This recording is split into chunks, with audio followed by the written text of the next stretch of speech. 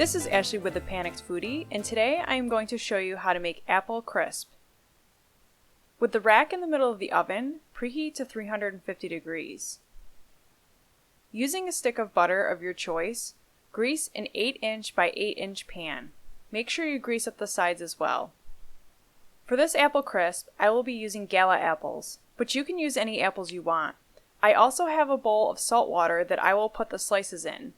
This is to keep them from browning during the video. This isn't something you need to do, unless you want to. To get started, you first want to peel the apples.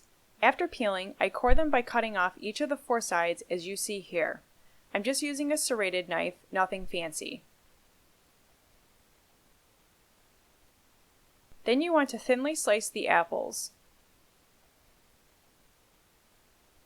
You can see from comparison with my thumb joint, which is 1 inch in length, that the slices are a little thicker than a 1/4 inch. Continue peeling, coring, and slicing until all of the apples are used up. To a large mixing bowl, add light brown sugar, flour,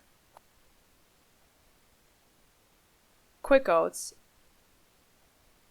and ground cinnamon. Stir until mixed thoroughly.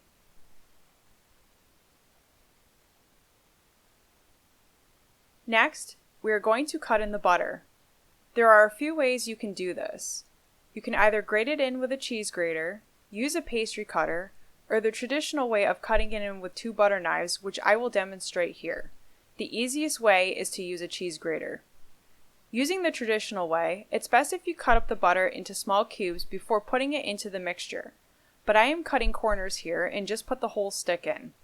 This is the same stick that I used to grease the pan earlier in the video. So I will cut up the butter into smaller pieces in the bowl before introducing a second knife. For the technique, you just use the knives and cut them close together in opposite directions throughout the bowl. Regardless of which technique you use, you want the final mixture to look like coarse cornmeal. And for all 3 of the techniques, I almost always use my hands towards the end to get a nice homogeneous mixture. Because using your hands can end up forming large clumps, I will then go in and break it up one final time with the knives. You can see here that we have a beautiful, coarse crumb topping. If you decided to store your apples in the saltwater mixture like I did here, go ahead and rinse them thoroughly under cold running water. Drain and then return them to the bowl. To the large bowl, add the flour and the apple pie spice. Mix until all of the apples are coated. Transfer the coated apples to the greased pan.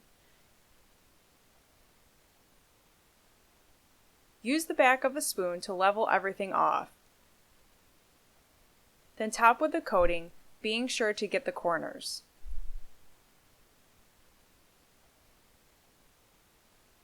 Bake at 350 degrees for 40 to 50 minutes or until golden brown and bubbly. Remove from the oven and transfer to a wire baking rack to cool down.